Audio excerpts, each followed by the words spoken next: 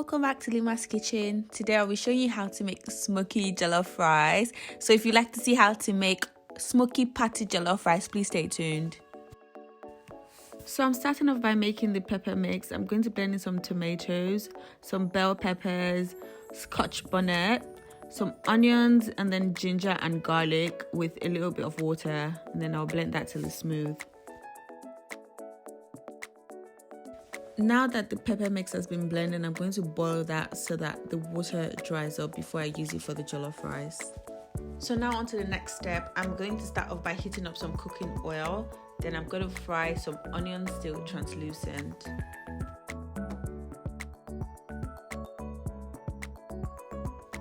Then I'll add in some tomato puree and fry it for about 2 to 3 minutes. Now I'm adding in some bay leaves just for the nice aroma it gives the jollof rice. So now it's time to make the stew base for the jollof rice. I'm going to be adding in the pepper mix which I blended in the beginning of the video. So before adding it to the oil now, I made sure I boiled the pepper mix after blending just to allow the water to dry out.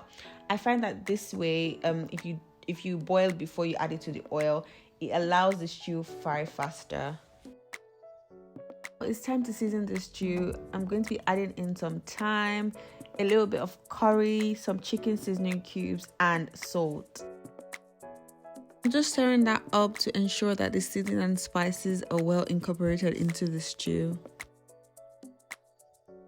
Right, so now it's time to add in the main ingredient of this recipe, literally the star of the show, and that is my long grain rice. So I already washed the long grain rice and I'm just adding it into the stew now and mixing that up just to ensure that it's well incorporated in the stew.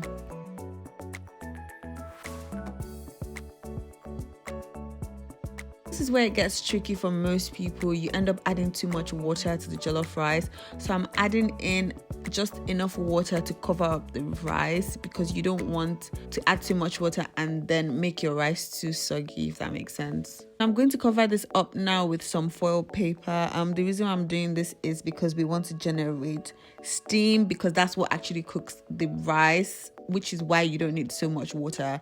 So yeah, I'll cover that up and leave that for about 30 minutes on low to medium heat. So it's been about 30 minutes now. Can you see the smoke that is coming out of this jollof rice? Literally, this is my jollof pot. I don't use non-stick pots to cook jollof rice anymore because I like to have the smoky patty jollof rice feeling. So you would usually get that taste if you use a stainless steel pot, which is why I have a pot designated for jollof rice. So now I'm just trying to take out the bay leaves because they're usually not edible. As I said earlier, you're just adding it for the aroma it gives to jollof rice.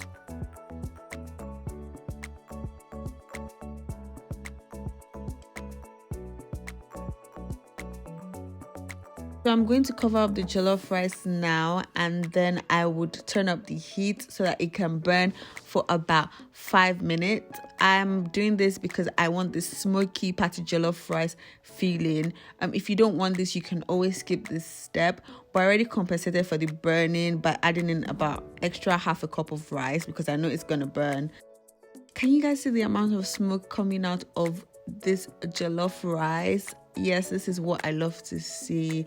Yeah, the jollof rice is ready to eat now. Thank you guys so much for cooking with me. Please don't forget to like and leave your comments down below. Don't forget to subscribe and share on all social media platforms, and please follow me on Instagram at leemahskitchen. See you in my next video. Bye.